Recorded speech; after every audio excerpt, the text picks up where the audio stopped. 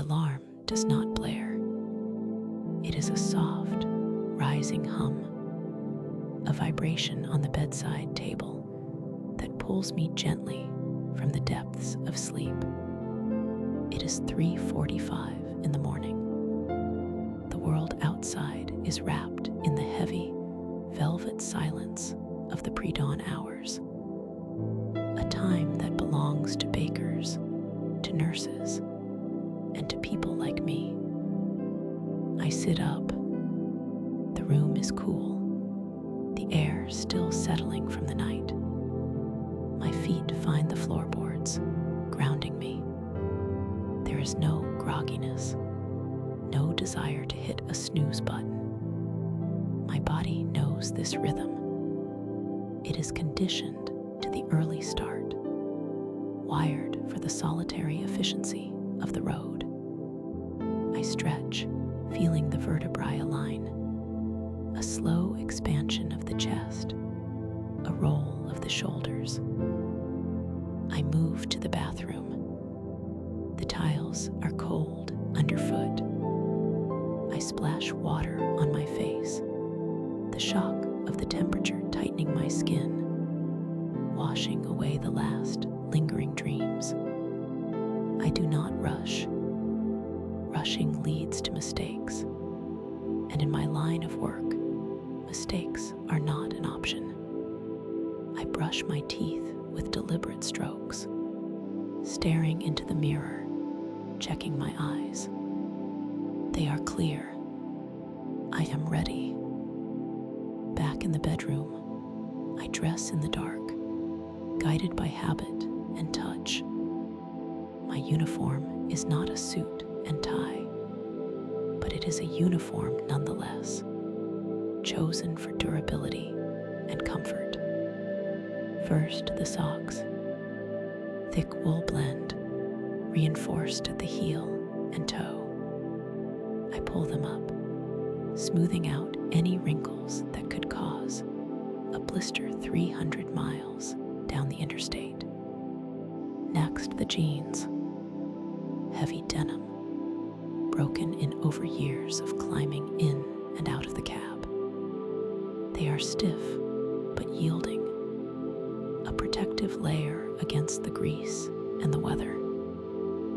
I pull on a thermal undershirt, followed by a flannel button-down. The buttons are cold against my fingers as I fasten them, starting from the bottom and working my way up.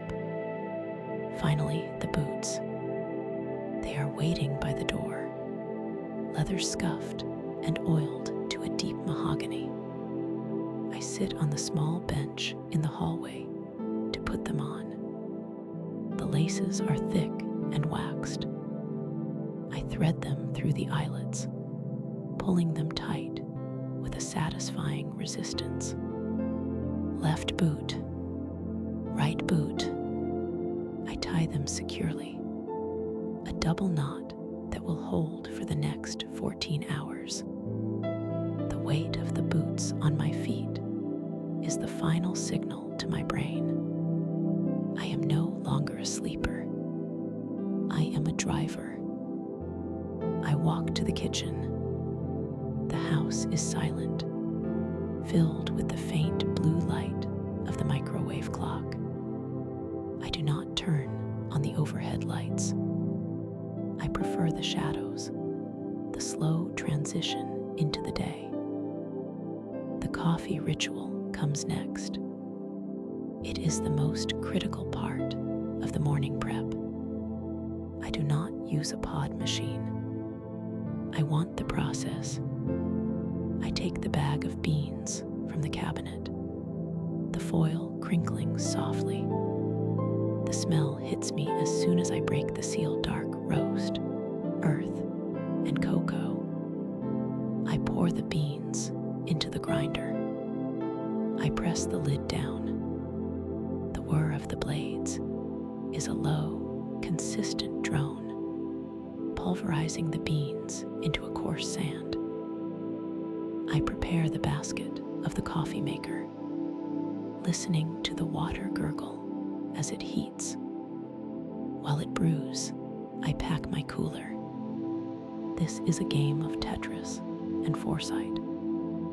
I open the refrigerator door, the light spilling out onto the linoleum. I pack a container of hard-boiled eggs, a bag of crisp apples, a sandwich wrapped tightly in parchment paper, and 2 bottles of water. I place a heavy ice pack on top and zip the soft-sided cooler shut. The sound of the zipper is crisp in the quiet room. The coffee finishes with a final sputtering hiss.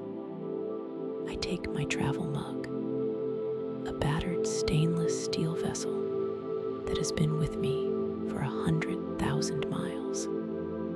It is dented near the base, a scar from a drop in a parking lot in Nebraska. I pour the black liquid, watching the steam rise in a twisting column. I seal the lid. It locks with a solid click. I grab my gear bag. It contains the essentials: a heavy-duty flashlight, my logbook, a spare pair of gloves, sunglasses, and a rain poncho. I heft the bag onto my shoulder, feeling its familiar weight. I check my pockets: wallet, phone, keys. The keys to my personal truck are distinct from the keys to the rig. I separate them in my mind. I am leaving the civilian world now. I open the front door and step out into the night. The air outside is crisp, carrying the scent of dew and damp pavement. The neighborhood is asleep. There are no other cars moving, no lights in the windows. I am a ghost moving through a dormant world. I unlock my pickup truck, the mechanism clunking heavily. I slide onto the cold leather seat and turn the ignition. The engine catches immediately, a reliable purr. The drive to the yard is a meditation. I keep the radio off. I want to hear the tires on the asphalt, the wind rushing past the mirrors. The streets are wide and empty. Traffic lights cycle through their colors for no one but me, turning from green to yellow, to red, and back to green. I glide through the intersections, maintaining a steady pace. I pass the sleeping suburbs, the darkened strip malls, the gas stations with their fluorescent canopies glowing like beacons in a sea of black. Gradually, the scenery changes. The manicured lawns give way to chain-link fences and concrete barriers. The road widens. The signs become industrial. Warehouses loom in the darkness, vast rectangular shapes against the starry sky. I turn onto the frontage road that leads to the distribution center. The gravel crunches satisfyingly under my tires. A gritty, textured sound that signals arrival. I approach the main gate. The security guard, a man named Miller who has worked the graveyard shift for a decade, sees my headlights and raises a hand. The gate slides open with a mechanical hum, the chain links rattling against the metal frame. I wave as I pass, a silent acknowledgement between two people who operate outside the hours of the sun. I park my pickup in the employee lot, slotting it between two other vehicles. I kill the engine. The silence rushes back in, heavier than before. I grab my gear bag and my cooler. I step out, my boots landing firmly on the gravel. The yard is a vast expanse of asphalt and concrete, illuminated by tall floodlights that cast long, sharp shadows. The air here smells different. It smells of diesel fuel, ozone, and cold steel. It is the smell of commerce, of movement. I walk toward the row of trucks. They are parked in perfect alignment, a fleet of sleeping giants. There are 20 of them, but I only have eyes for one. She is parked at the end of the row. A Peterbilt 579, painted a deep, metallic blue that looks almost black in this light. The chrome of the grille catches the reflection of the floodlights, gleaming like silver. She is massive, imposing, and beautiful. This is my office, my home, and my partner. I approach the driver's side door. I reach into my pocket and pull out the key. It is a simple piece of metal, but it holds the power to wake up 500 horses.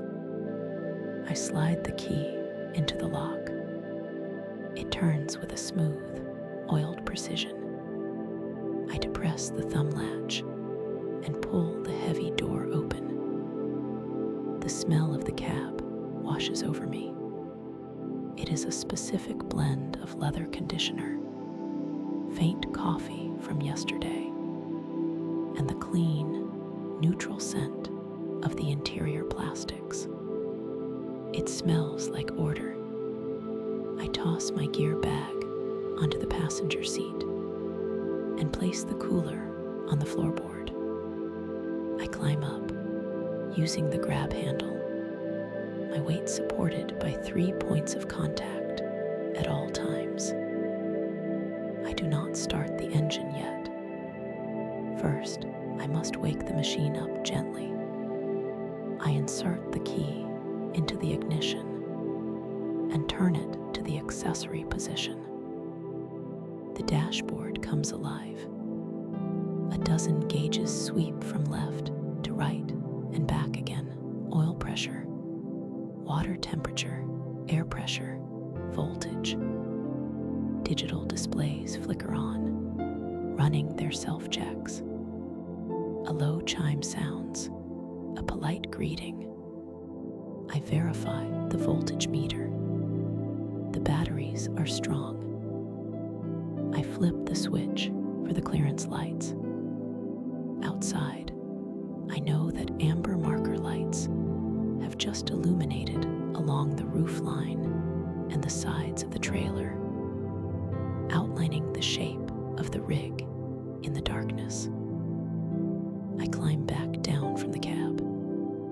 It is time for the pre-trip inspection. This is not a formality. It is a ritual of safety and respect. I retrieve my flashlight from the gear bag. The aluminum casing is cold in my hand. I click it on, and a beam of intense white light cuts through the pre-dawn gloom. I start at the front. I shine the light on the windshield, checking for cracks or chips. It is clean. I move to the wipers, running my thumb along the rubber blades. They are soft and pliable, ready for rain. I unlatch the hood. It tilts forward with a heavy, hydraulic sigh, revealing the heart of the beast. The engine block is massive, a complex sculpture of iron and hoses. I shine my light into the depths. I check the fluids first. I pull the oil dipstick, wiping it clean with a rag from my back pocket.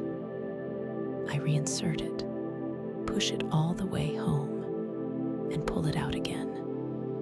The oil is black and viscous, sitting perfectly at the full mark. I check the coolant reservoir. The pink liquid glows in the flashlight beam, visible through the translucent plastic. Power steering fluid is good. Windshield washer fluid is topped off. I move to the belts. I reach in and press my thumb against the serpentine belt. It is tight, with no more than 3/4 of an inch of play. I run the light along the belt's length, looking for frays or cracks. The rubber is smooth and solid. I check the hoses, squeezing them gently. They are firm, not spongy or brittle. There are no leaks. The engine is dry and clean. I close the hood. It locks into place with a reassuring thud. I fasten the latches on either side, feeling the tension of the rubber hooks. I move to the driver's side tire. It is a massive slab of rubber, taller than my waist. I take my tire thumper, a weighted wooden baton, and strike the tread. Thwack. The sound is sharp and resonant. If the tire were low, it would sound dull and hollow. This sound is the sound of readiness. I check the sidewalls for bulges or cuts. I check the rim for cracks or rust trails that would indicate a loose lug nut. Everything is tight. I walk down the side of the truck, the flashlight beam dancing over the fuel tanks. I check the cap, ensuring it is tight. I check the mounting straps, giving them a firm shake. The tank is secure. I reach the back of the tractor, the area where the truck connects to the trailer. This is the most critical connection. I shine the light into the gap between the frame rails. I inspect the air lines, the red, and the blue hoses that coil like springs. They are suspended freely, not touching the deck plate. I check the electrical cord, the green line that powers the trailer's lights and anti-lock braking system. It is plugged in firmly, the safety latch engaged. I duck underneath the trailer, shining the light upward at the fifth wheel. This is the heavy steel plate that the trailer rests on. I check the locking jaws. They are wrapped securely around the kingpin of the trailer. There is no daylight between the upper and lower apron. The release arm is in the locked position. I am physically coupled. The truck and the trailer are one unit. I walk the length of the trailer, my boots crunching on the asphalt. I check the landing gear. The handle is stowed in its cradle. The support legs are fully raised, clearing the ground. I reach the rear axles of the trailer. Thwack, thwack, thwack, thwack. 4 tires, 4 crisp, solid reports. I check the mud flaps. They are hanging straight, untorn. I walk to the very back of the trailer. I check the rear doors. The latches are secured. The padlock is in place. I inspect the lights. The red taillights are glowing steadily. The license plate light is working. I stand there for a moment, bathed in the red glow, listening to the hum of the nearby refrigeration units on other trucks. The yard is starting to wake up. A forklift beeps in the distance. Another truck engine rumbles to life 3 rows over. I walk up the passenger side, completing the loop. I check the passenger side trailer tires, the landing gear, the fuel tank, the mirrors. Everything is in order. The machine is sound. I climb back into the cab. I place the flashlight back in the bag. I sit in the driver's seat, the air suspension hissing as it adjusts to my weight. I close the door. The sound of the outside world is instantly muffled, replaced by the quiet sanctuary of the cockpit. It is time. I depress the clutch pedal. I turn the key from accessory to start. The starter motor whines, a high-pitched, energetic sound for exactly 2 seconds. Then combustion. The engine roars to life, a deep, guttural thunder that vibrates through the floor, through the seat, and into my spine. It is a feeling of immense power, contained and controlled. I watch the oil pressure gauge. The needle jumps up immediately, settling into the safe operating range. I watch the air pressure gauges. The needles are low, resting near 0. The truck's air tanks have bled down overnight. I need to build pressure before I can move. The brakes are locked by springs. Only air pressure can release them. I let the engine idle. The idle is a rhythmic, percussive chug. Chug, chug, chug, chug. It is the heartbeat of the truck. I can feel it in the steering wheel. I turn on the heater. The fan whirs softly, blowing warm air onto the windshield and down into the footwell. I switch on the CB radio, just to have it ready. Static hisses quietly, followed by a distant voice skipping off the atmosphere. Unintelligible, but comforting. I reach for my thermos. I unscrew the lid and pour a small cup of coffee into the cap. I take a sip. It is hot, strong, and bitter. It tastes like the beginning of a journey. I sit back, watching the air pressure gauges climb. 60 pounds per square inch. 70, 80. At 100 pounds, the air dryer purges with a loud, sharp PSHHHT sound from underneath the truck. It is the signal that the system is full, clean, and dry. I am ready to roll, but I take one more minute. I look out over the hood, past the bulldog ornament, to the gate that leads to the highway. The sky is beginning to lighten in the east, a faint band of indigo bruising the black. I check my mirrors one last time. West Coast mirrors, convex mirrors, hood mirrors. I adjust the left one slightly, tilting it out to catch the edge of the trailer.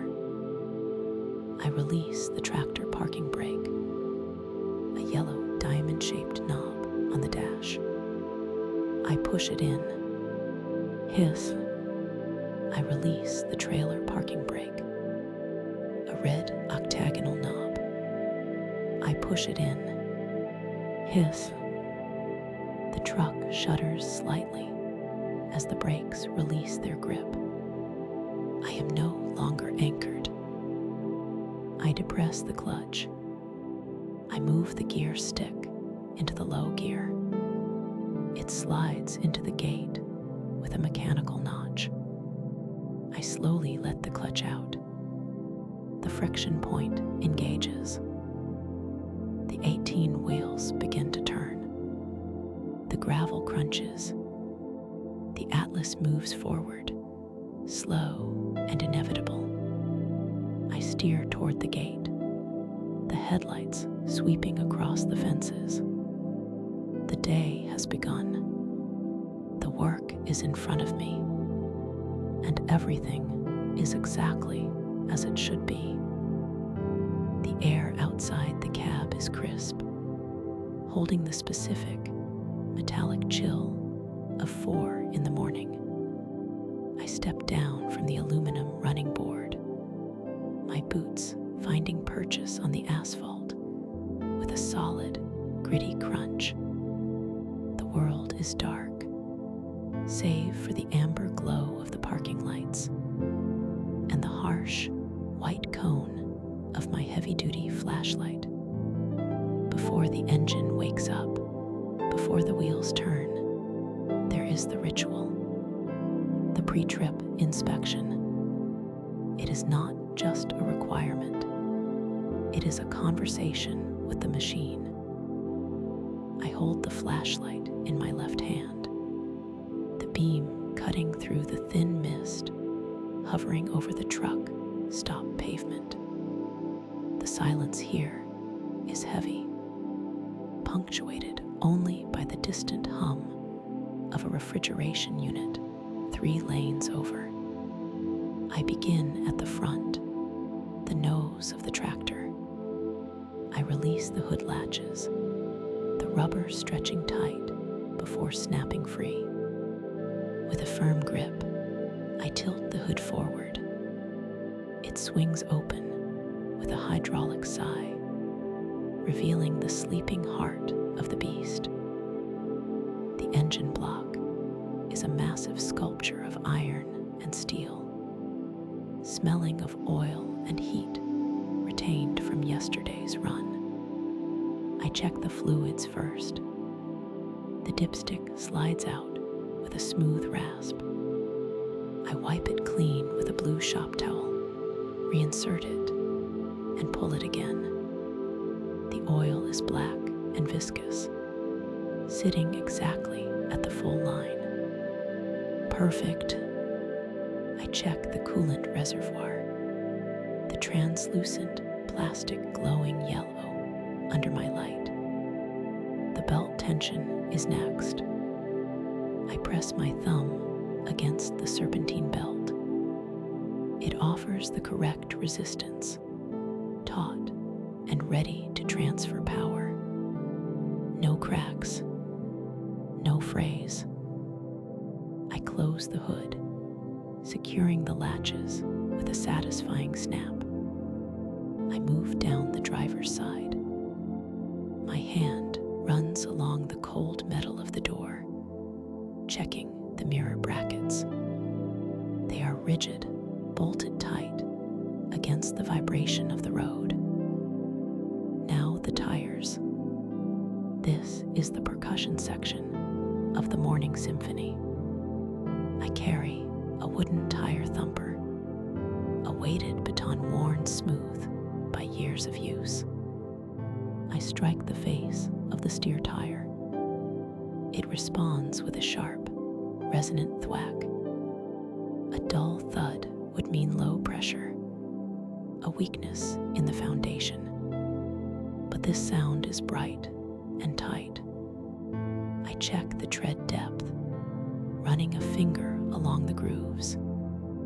They are deep, aggressive, ready to channel away rain or grip the dry concrete. I check the rim for cracks and ensure the lug nuts are free of rust trails, which would indicate looseness. Everything is solid. I walk the length of the rig, the flashlight beam dancing over fuel tanks and airlines. I inspect the steps, the catwalk behind the cab, and the battery box. Then the most critical connection, the fifth wheel. This is where the tractor marries the trailer. I shine the light into the gap. The locking jaws are wrapped securely around the kingpin of the trailer. There is no daylight between the upper and lower coupler plates. The release arm is fully retracted. It is a mechanical handshake that must not fail. And seeing it locked brings a deep, quiet sense of security. I move to the trailer. The landing gear is raised, the handle stowed in its cradle. I check the side marker lights, the reflective tape running like a silver ribbon down the 53-foot length of the box. I thump the dual tires on the trailer axles. Thwack, thwack, thwack, thwack. The rhythm is consistent. The mud flaps are hanging straight. Finally, the rear doors. The seals are intact, the hinges robust. I verify the license plate light is burning clean and white. The walk around is complete. The machine is healthy. I climb back into the cab, grabbing the chrome handle and pulling myself up 3 steps. The door closes with a heavy, airtight thud, sealing out the cold and the noise of the outside world. I settle into the driver's seat. It is an air ride suspension seat, and it greets my weight with a pneumatic hiss, adjusting to support my spine.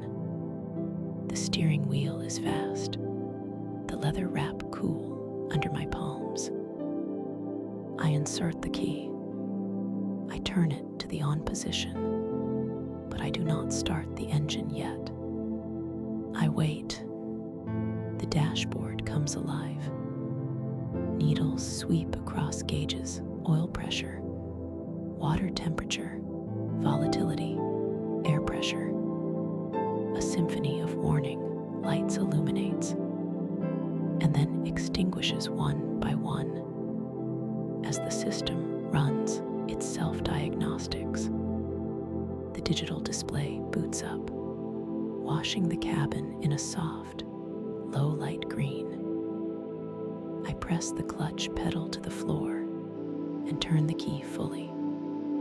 The starter motor whines, a high-pitched turbine sound, followed immediately by the deep, guttural roar of the 15-liter diesel engine catching fire. The cab vibrates, a gentle, rhythmic shudder that travels up through the floorboards and into the seat. It is a feeling of immense, contained power. I watch the oil pressure gauge rise steadily, while the engine warms, building the heat necessary for efficient combustion. I turn my attention to the air system. The truck breathes air. It uses it to brake, to shift, to suspend the cab. I watch the primary and secondary air pressure gauges. They climb slowly from 90 to 120 pounds per square inch. At exactly 120, I hear the distinct, sharp sneeze of the air dryer purging moisture from the system. PSHHHD. The tanks are full. We are ready. I reach for the 2 knobs on the dashboard. The yellow diamond for the tractor parking brake, and the red octagon for the trailer air supply. I push them a long, rushing hiss as the air floods the brake chambers, releasing the heavy springs that hold the 40-ton vehicle in place. I slide the gear selector into drive. I check my mirrors, left, right, hood. The lot is still quiet. I ease my foot off the brake and gently press the accelerator. The truck does not leap. It gathers itself. There is a sense of massive weight shifting, of torque twisting through the drive shaft to the axles. The wheels turn. We are rolling. Navigating the truck stop lot is a slow ballet. I keep the engine rotations low, creeping forward at 5 miles per hour. The steering is heavy but precise. I guide the long nose of the truck around the tight corners of the fuel island, watching the trailer tires in my convex mirrors. They track perfectly, cutting the corner close, but never touching the curb. It is a game of geometry, estimating arcs and angles. I reach the exit and toggle the turn signal. It clicks with a slow, deliberate cadence. Click-clack, click-clack. The road is clear. I turn the wheel, guiding the beast onto the on-ramp. This is the transition. This is where the work becomes flow. The on-ramp is an uphill grade, demanding power. I press the throttle. The engine note deepens, a throaty growl rising in pitch. The turbocharger spools up, adding a high, whistling harmonic to the bass of the diesel. I feel the automated manual transmission shift.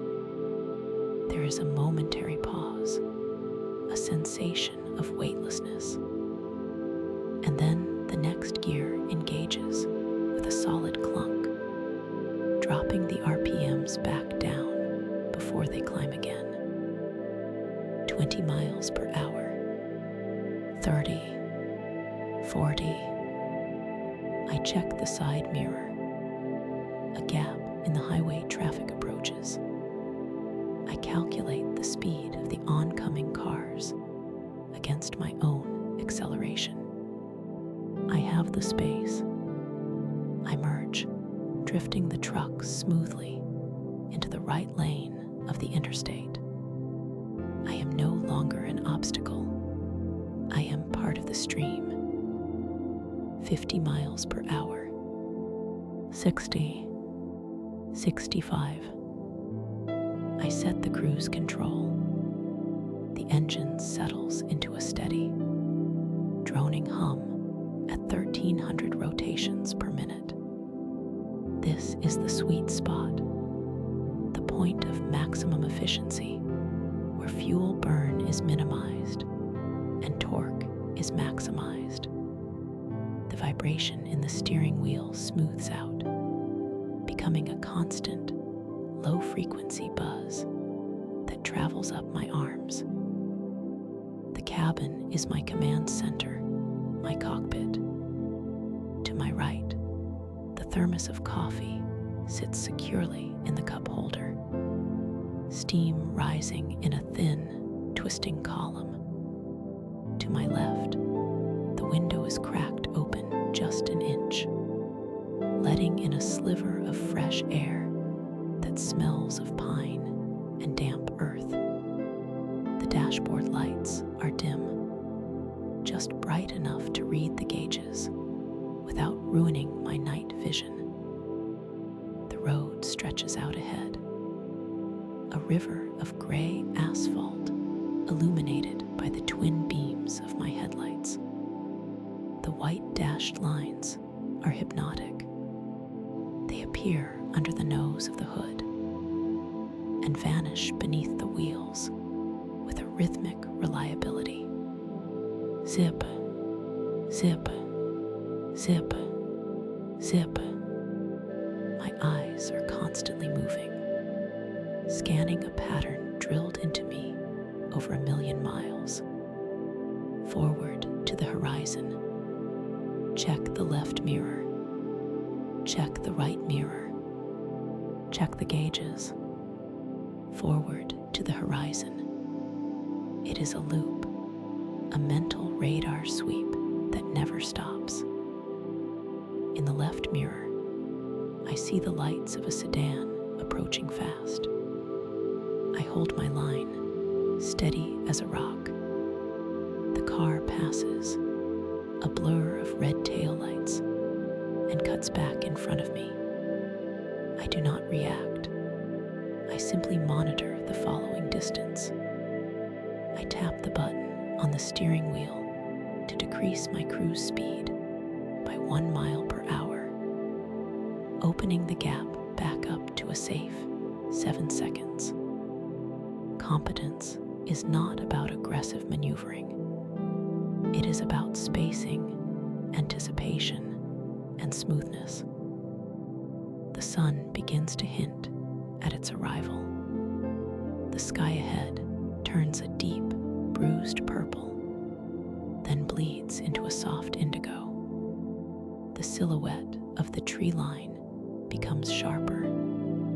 Inside the cab, the darkness retreats, replaced by the gray light of dawn. I reach for my sunglasses, placing them on the dash, ready for the first strike of direct light. This is the flow state. The truck feels less like a machine I am operating, and more like an extension of my own body. I can feel the texture of the road through the seat. I know the incline of the hill before my eyes register it, because I hear the subtle change in the turbo pitch. I know the wind has picked up because I feel the slight resistance in the steering wheel. I reach for the CB radio microphone, the cord stretching like a telephone wire. I key the mic, the button clicking under my thumb. Radio check, I say, my voice low. Loud and clear, driver. A voice crackles back instantly. You're sounding good. Appreciate it. Keep the shiny side up. I hang the mic back on its magnetic clip. A brief connection in the void. The terrain begins to change as I leave the valley floor. The engine works harder now, pulling 80,000 pounds up a 3% grade. I watch the pyrometer, the gauge that measures exhaust gas temperature. It climbs slightly, indicating the engine is working, burning hotter. I keep an eye on it, ready to downshift if the heat gets too high. But the truck handles it with ease. We crest the hill, and the engine brake engages automatically on the way down. It makes a distinctive, stuttering sound, bap, bap, bap, bap, as the compression slows the descent without wearing down the service brakes. It is a satisfying sound, the sound of control. My hand reaches for the coffee mug. I take a sip without taking my eyes off the road. The liquid is hot, bitter, and grounding. I place the mug back. My movements are economical. No wasted energy. Every motion serves the forward momentum. The miles tick by on the odometer. The rhythm of the white lines speeds up slightly as the road flattens out. I am in the center of the lane, the hood ornament perfectly aligned with the vanishing point of the highway. The world outside is waking up. But in here, in this high-backed seat, surrounded by 18 wheels and steel, the day has already found its groove. I check the navigation screen. 140 miles until the first scheduled stop. 2 hours and 10 minutes of uninterrupted asphalt. I settle deeper into the seat. I adjust the lumbar support. I verify my mirror angles one more time. The hum of the tires on the pavement is a white noise that clears the mind. It is a drone that sounds like progress. There is no phone ringing, no emails pinging. There is only the physics of motion, the management of momentum, and the steady, unwavering direction of the haul. I listen to the transmission shift again, moving into the highest overdrive gear. The RPMs drop to 1100. The engine is barely whispering now, just a low, confident rumble. The fuel economy gauge ticks upward. We are gliding. I watch a hawk circling above the median, hunting in the morning light. I watch the dew glistening on the grass. I watch the shadow of my own rig stretching long and thin against the embankment, a moving giant. This is the job. It is not just driving, it is piloting. It is monitoring 1,000 variables and making 1,000 micro adjustments to keep the line straight and the load safe. It is a solitary profession, but the coordination required between man, machine, and the road is a partnership as intimate as any I have known. The sun finally breaks the horizon, a blinding flare of gold. I slide my sunglasses on. The world snaps into high contrast.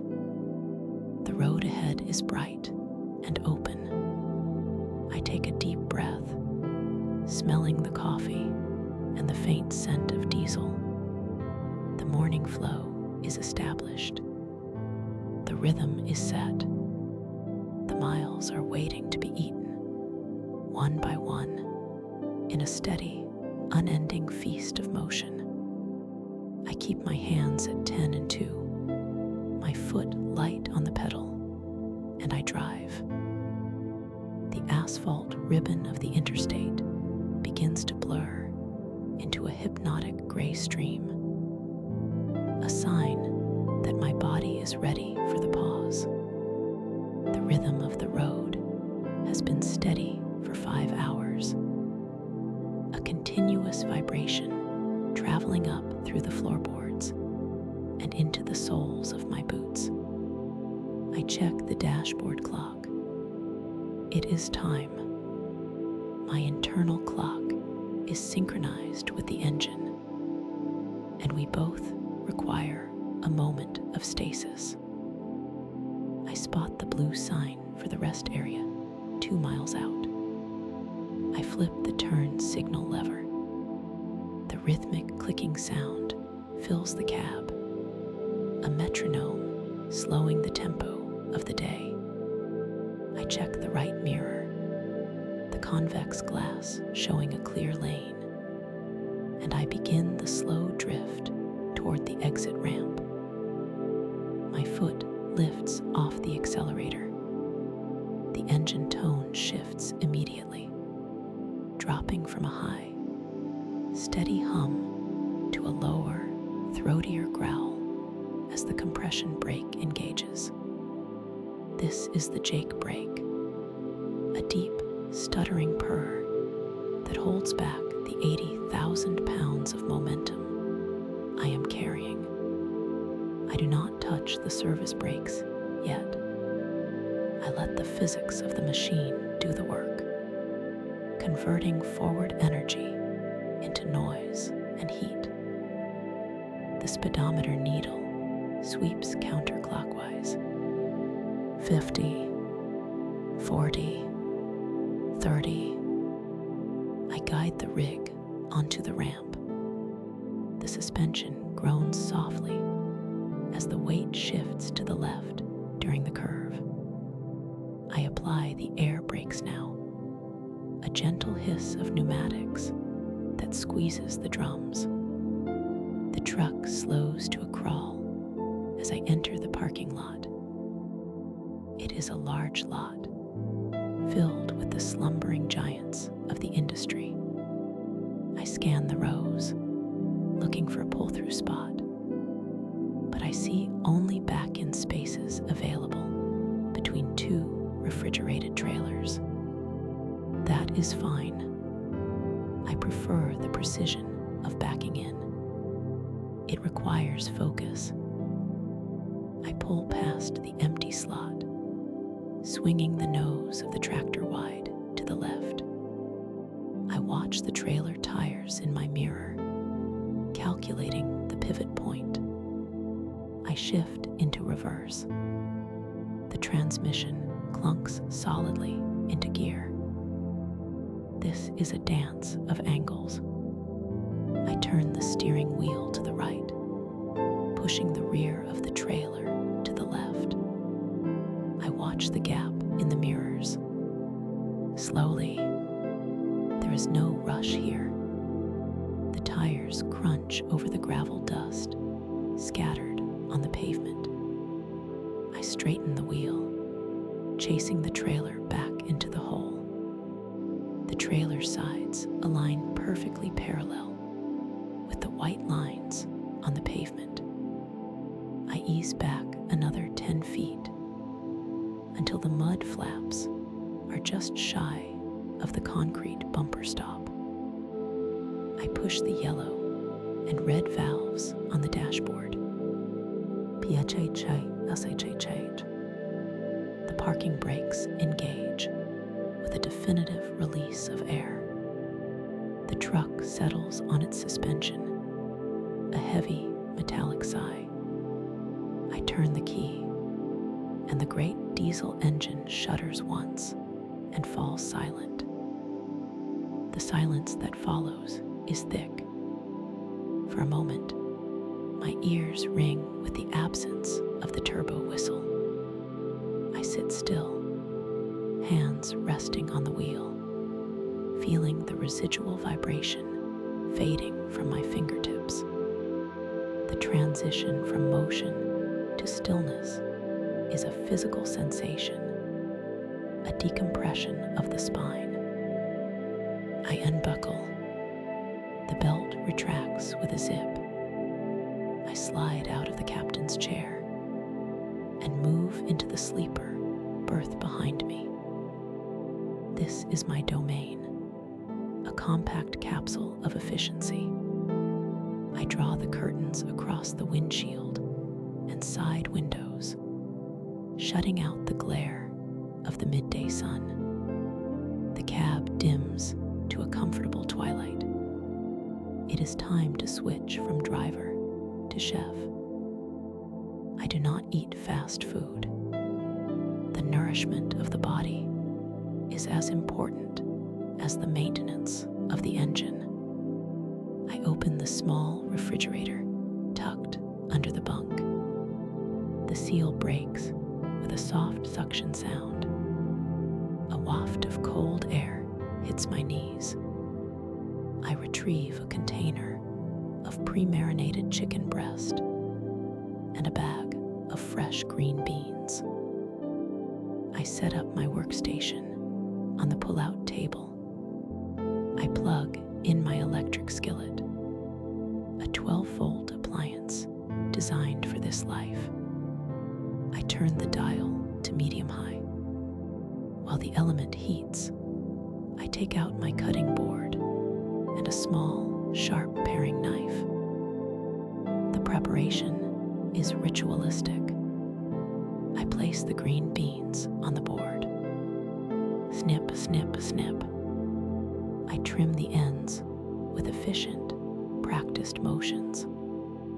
The sound of the knife against the wooden board is crisp and dry. I arrange the vegetables in a neat pile. I hover my hand over the skillet. It radiates a steady warmth. I pour a small circle of olive oil into the pan. It shimmers, spreading out to coat the nonstick surface. I place the chicken into the skillet. A loud, satisfying sizzle erupts immediately, filling the small space. The smell of garlic, lemon, and searing meat rises, masking the scent of diesel and upholstery. I use silicone tongs to adjust the meat, ensuring maximum contact with the heat. While the chicken cooks, I organize the cabin. A tidy cab is a tidy mind. I fold the blanket on the bunk, smoothing out the wrinkles with the flat of my hand. I wipe down the dashboard with a microfiber cloth, lifting the fine layer of dust that always accumulates near the vents. I move around the gearshift, polishing the chrome toggle switches until they gleam in the dim light. I turn back to the skillet. I flip the chicken. The second side hisses, slightly quieter than the first. I add the green beans to the pan, letting them blister in the hot oil. I sprinkle a pinch of coarse sea salt over them. The crystals bounce and settle. I place the glass lid on the skillet to trap the steam. I sit on the edge of the bunk, waiting. I can hear the gentle bubbling of moisture inside the pan. Outside, a truck rolls past, its engine a low drone that fades into the distance.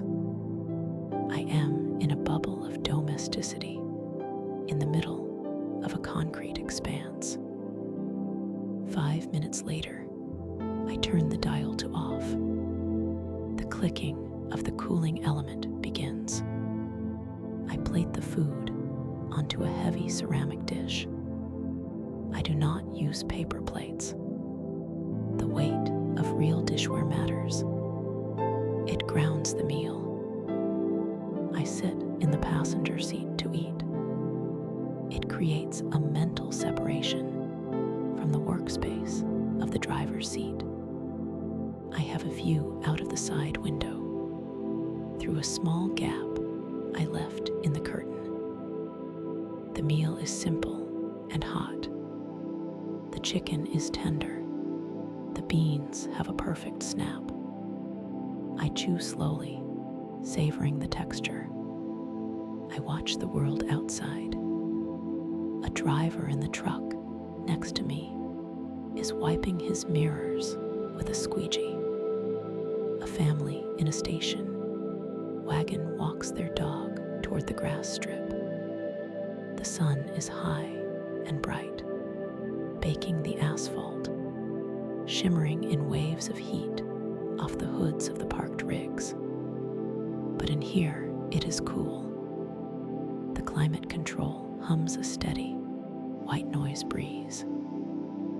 I finish the meal and wipe the plate clean with a piece of bread. Cleanup is immediate. I do not let tasks accumulate. I wipe the skillet with a paper towel while it is still warm, removing the oil before it sets. I spray a mist of vinegar and water on the cutting board and wipe it dry. Everything goes back into its designated latch, secured against the movement of the road. Now the lull deepens. I have 45 minutes remaining in my brake. I recline the passenger seat. I do not sleep, but I rest my eyes. I let my muscles go slack.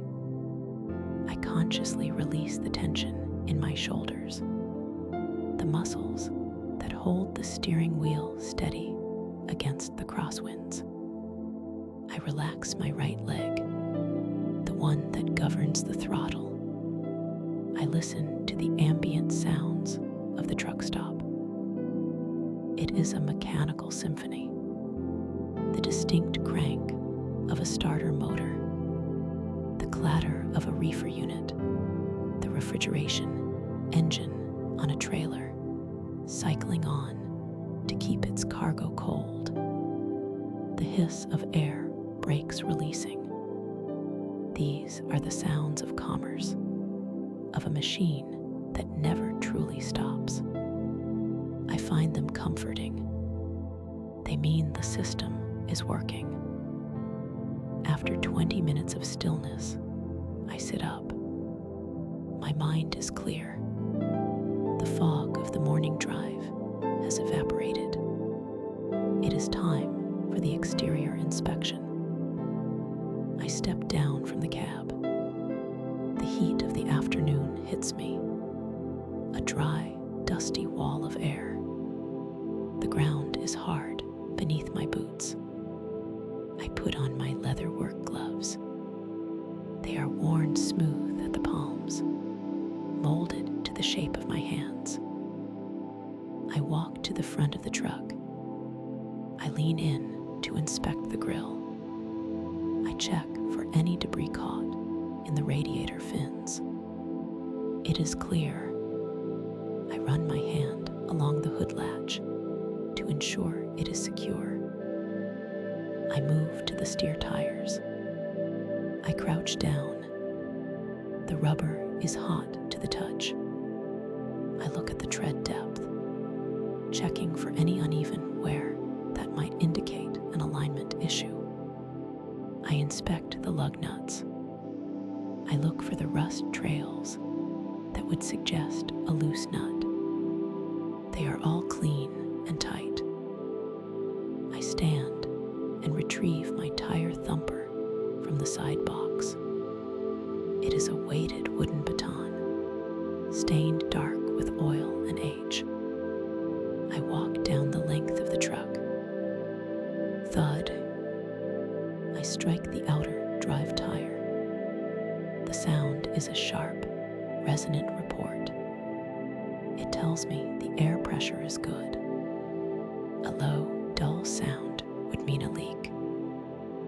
Thud. The inner tire resonates with the same pitch. I move to the trailer. I check the landing gear. The handle is folded and locked in its cradle. I check the side lights. The amber plastic covers are intact. Thud, thud. The trailer tires sing their response. I walk to the rear of the trailer. I check the door latch. The heavy steel bar is seated in the cam, and the padlock is secure. I give it a firm tug. It does not budge. I wipe the taillights with my glove, clearing a thin film of road grime to ensure they will shine bright when the sun sets. I circle back up the passenger side. I check the fuel tanks. I unscrew the cap on the diesel tank. I look inside, visually confirming the fuel level matches the gauge on the dash. The blue-green liquid swirls gently. I replace the cap, tightening it until it clicks. I check the lines connecting the tractor to the trailer. The glad hands, the coupling devices for the air hoses, are coupled tightly. I run my fingers over the rubber seals. They are supple, not cracked. The electrical pogo stick holds the green cable high and clear of the deck plate. The inspection is complete. The machine is sound. The load is secure. I climb back into the cab. The air conditioning feels profoundly cool after the heat of the tarmac. I strip off my gloves and stow them in the door pocket. I sit in the driver's seat. It welcomes me back. I adjust the air suspension in the seat, finding that perfect height where my knees are level with my hips. I check my logbook on the tablet mounted to the dash. I tap the screen to update my status. The digital interface confirms I have completed the required rest period. I take a moment to plan the next leg. I consult the atlas, tracing the red line of the interstate with my finger. The next 4 hours will be a climb. I will be ascending into the foothills. The terrain will change. The demands on the engine will increase. I visualize the route. I anticipate the gear changes. I reach for my water bottle and take a long drink. Hydration is key for focus. I screw the cap back on and place it in the cup holder. I slide the key into the ignition. I turn it to the on position. The dashboard lights up, a constellation of amber and red checks. The needles on the gauges sweep all the way to the right, then settle back to 0. The computer runs its diagnostics. I wait for the check engine light to extinguish. I press the clutch pedal to the floor. It is heavy, requiring a firm, deliberate push. I turn the key. The starter motor whines, a high-pitched torque, and then the engine catches. Vroom, rumble, rumble. The cab vibrates as the 6 cylinders wake up. The oil pressure gauge rises steadily to 60 pounds per square inch. The air pressure gauges climb, the compressor chugging rhythmically to refill the tanks I depleted during parking. I listen. I am listening for anything unusual. A belt squeal, a misfire, a rattle. There's nothing but the steady, powerful idle of a well-maintained diesel engine. It is a sound of capability. I release the tractor parking brake first. P-H-H-H pop. I wait a second to let the tractor settle against the trailer brakes, testing the connection one last time. It holds. Then I push the red valve. P-H-H-H pop. The trailer brakes release. The whole rig is now free. I shift into low gear. I check the left mirror. I check the right mirror. I signal my intention to leave the space. Slowly, I let out the clutch. The friction point engages. The truck shudders slightly as the torque transfers to the wheels. We begin to roll. I navigate the parking lot, moving at a walking pace. I weave through the rows of parked trucks, respecting the size of my vehicle. I yield to a driver walking toward the building with his shower bag. He nods. I lift 2 fingers from the steering wheel in return, a silent acknowledgement of the shared profession. I appreciate approach the on-ramp. The sign indicates the interstate is ahead. I check the traffic flow. The highway is a river of metal and rubber, and I am about to merge back into the current. My foot finds the throttle. The engine note rises. The turbocharger begins to whistle. A high, keen sound of building pressure. I shift. Second gear. Revs rise. Shift. Third gear. I am no longer resting. I am no longer a chef or a mechanic. I am a driver once more. The lull is over. The work resumes, and it feels good.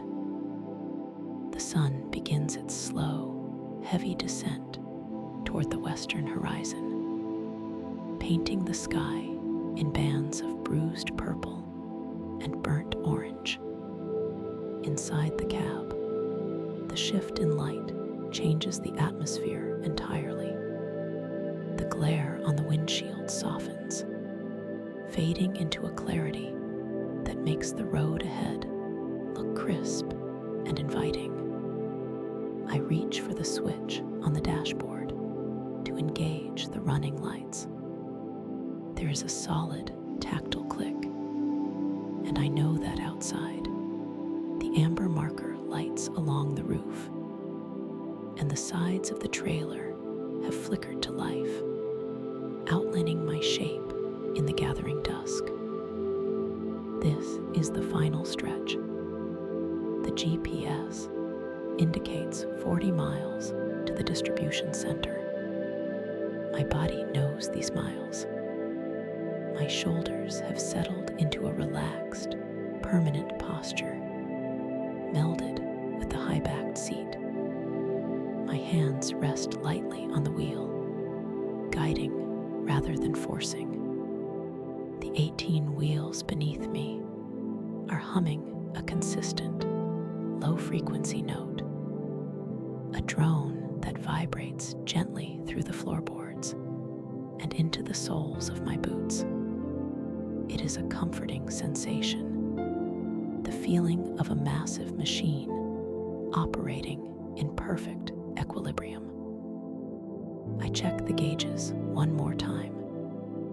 Oil pressure is steady at 45 pounds per square inch. Water temperature holds firm at 180 degrees. The voltage meter shows a healthy charge. Everything is green. Everything is working exactly as designed. The highway traffic has thinned out, leaving me with long stretches of open asphalt.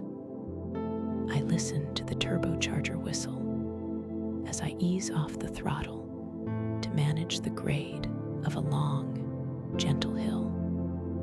The engine brake engages with a low, throaty rumble, holding the truck back, maintaining my speed without me ever needing to touch the brake pedal.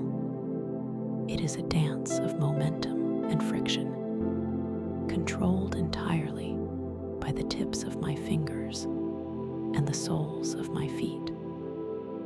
10 miles out, I see the exit sign reflecting my headlights. I flip the turn signal stalk. The rhythmic ticking fills the cabin, a metronome counting down the final minutes of the haul. I check the right mirror, then the convex spot mirror. Clear. I guide the truck into the exit lane, feeling the shift in gravity as we bank onto the ramp. I downshift. The gear stick moves with a fluid, oiled precision. Range selector down. Splitter back. I find the gear effortlessly. The engine matching the revolutions per minute with a satisfying growl. The distribution center looms ahead, a sprawling grid of concrete and sodium vapor lights. It is an island of industry in the twilight. I roll down the driver's side window, letting in the cool evening air. It smells of damp earth and diesel, the perfume of the logistics world. I pull up to the guard shack. The brakes hiss as I come to a complete halt. I do not rush. I reach for my clipboard, the paperwork neatly organized, the bill of lading on top. I hand it to the guard, a man I recognize by face, if not by name. He nods, stamps the time in on the document, and hands it back. Door 42, he says. I acknowledge him with a wave and roll the window up, sealing the cabin once more. I release the parking brake. The air exhausts with a sharp PSHHHD, and we creep forward. Navigating the yard requires a different kind of focus. Here, the movements are slow, deliberate, and surgical. I weave through the rows of parked trailers, watching the numbers painted on the yellow lane markers. 38, 40, 42. The bay is open. I pull past it, swinging the tractor wide to the left, setting up the angle.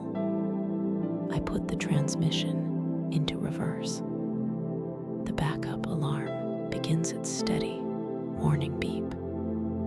I look into my left mirror, watching the rear of the 53-foot trailer begin its arc. This is the part I love most. It is geometry in motion. I turn the steering wheel to the right, pushing the tail of the trailer to the left. I watch the tires pivot. I aim for the narrow gap between two yellow lines, a space only slightly wider than the truck itself. Slowly, ideally, I want to do this in one smooth motion, without pulling forward to correct. I watch the trailer sidewall slide parallel to the dock seal in the mirror. I straighten the wheel. The tractor lines up with the trailer. We slide back, straight and true. I wait for the gentle thud that tells me the rubber bumpers on the dock have met the rear frame of the trailer. Contact. I set the tractor brakes.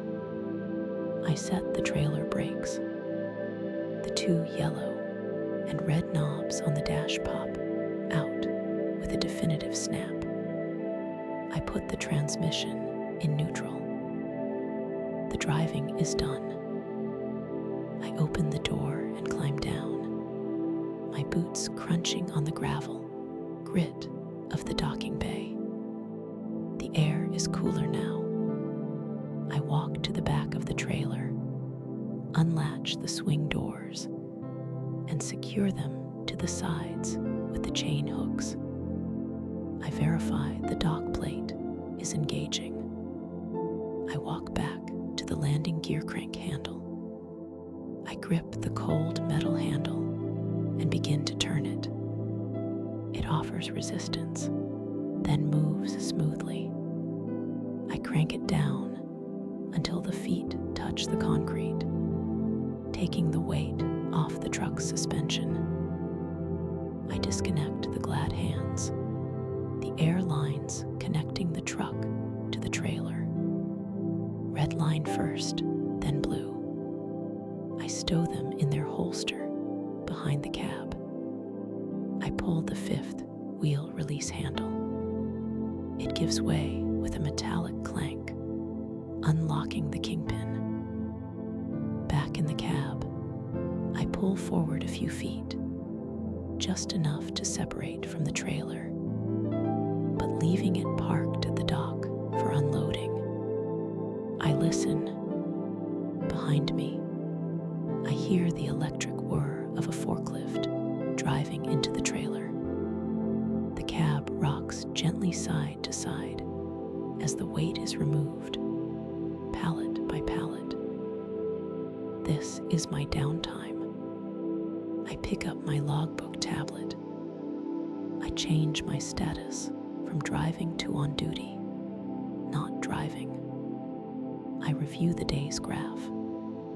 It is a clean, jagged line of blue blocks representing hours of perfect compliance. 11 hours of driving, 3 stops, 0 incidents. I feel a wave of professional satisfaction wash over me. I delivered the load safely, on time, and intact. 40 minutes pass. The forklift noise stops. The dock manager taps on my door and hands me the signed bill of lading. I scan it into the company system immediately, watching the progress bar fill up until it says upload complete. The job is finished. Now the transition begins. I drive the tractor away from the dock, heading toward the designated overnight parking area at the back of the lot. It feels strange to drive without the weight of the trailer behind me. The truck is bouncy, eager, unburdened. I find a spot in the back row, away from the floodlights, pointing the nose of the truck toward a line of trees that mark the edge of the property. I park. I set the brakes for the final time today. I let the engine idle for 5 minutes. This is crucial for the health of the turbocharger, allowing it to cool down gradually after the hard work of the day. I sit in the captain's chair, hands in my lap, listening to the diesel engine settle into its rhythmic, clattering ide. It is a heartbeat I have known for 20 years. While the engine cools, I begin the shutdown ritual. I turn off the CB radio. The static hiss vanishes. I turn off the GPS tablet. The screen goes black. I wipe down the steering wheel with a microfiber cloth, removing the oils from my hands. I trace the rim of the wheel, polishing the logo in the center. I wipe the dashboard, dusting off the instrument cluster, the gear shift knob, and the door handle. I like my workspace spotless. It resets the mind. 5 minutes are up. I turn the key to the off position. The engine shudders once and falls silent. The sudden quiet is profound. For the first time in 12 hours, there is no vibration. The world stops shaking. I can hear the wind rustling the leaves in the trees nearby. I can hear the ticking of the metal engine block as it contracts in the cooling air. I engage the privacy locks on the doors. I slide the heavy, pleated curtains around the windshield and side windows.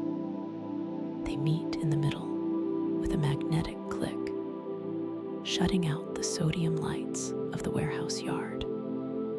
The cab transforms instantly. It is no longer a workspace.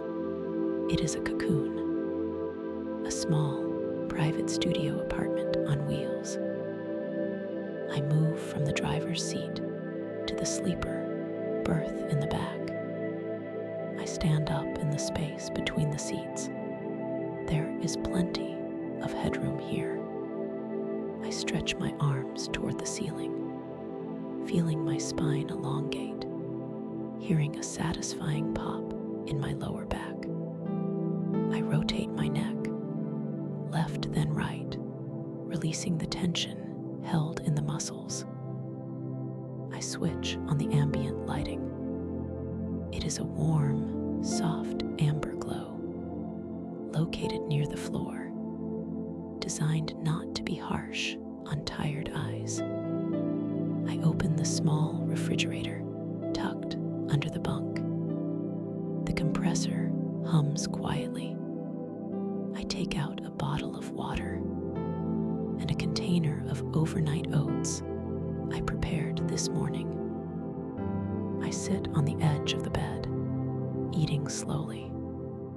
The oats are cool and sweet. I drink the water, feeling it hydrate my system. I am not thinking about tomorrow's load. I am not thinking about traffic or weather or way stations. I am simply being. I am present in the safety of my cabin. After eating, I tidy up. I place the empty container in the trash bag, tie it off, and set it by the door to toss in the morning. I wipe the small fold-out table. I pull my wash bag from the overhead cabinet. I use a cleansing wipe to wash my face, scrubbing away the road grit and the fatigue. The cool moisture feels incredible. I dry off with a soft towel. I change out of my work clothes, the sturdy denim jeans and the flannel shirt, and fold them neatly, placing them in the locker. I put on a pair of soft, loose cotton shorts and a fresh t-shirt. The fabric feels light and airy against my skin. I turn down the bedding.